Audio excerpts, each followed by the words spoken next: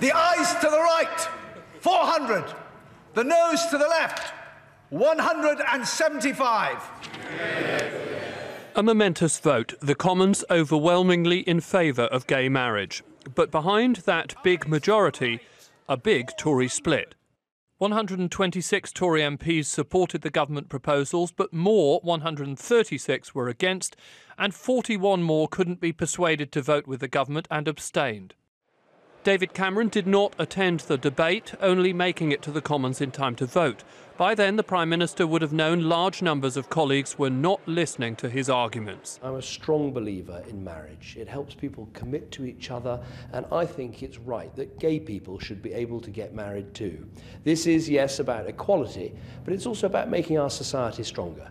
So, Tory meltdown, or can the wounds be healed? Here's one opponent of gay marriage. Parties have been split down the middle on various other sensitive issues around abortion, around embryology, but the media don't make a big thing about that because it's not convenient for them. This is a free vote issue on which our party has very different views. And one supporter. Because people have principled objections to it, usually on the grounds of religion, and also, as I tried to point out, on the grounds that a lot of older people are against it, and a lot of our members are older people, and we have to respect their views, but in the end you have to vote with your conscience. Of course, some who hold strong views will not be satisfied.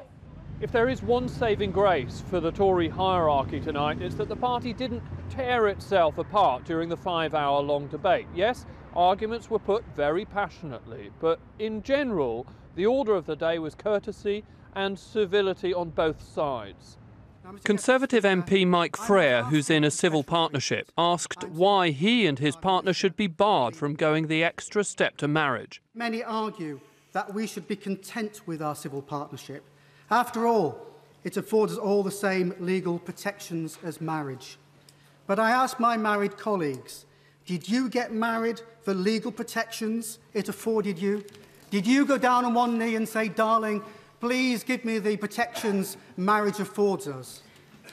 No, of course you didn't.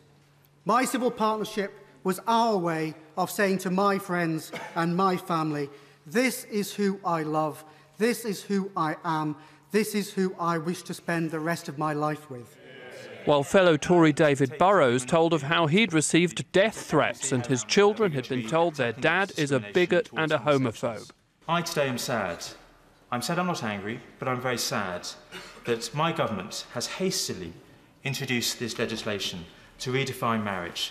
But I'm resolved and pleased to join honourable members proudly standing up for marriage, standing up for the equal value of people, whatever their sexuality, a commitment to the value of marriage being a distinctive institution for a man and a woman.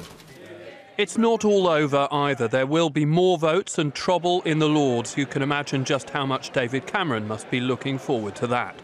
Joey Jones, Sky News, Westminster.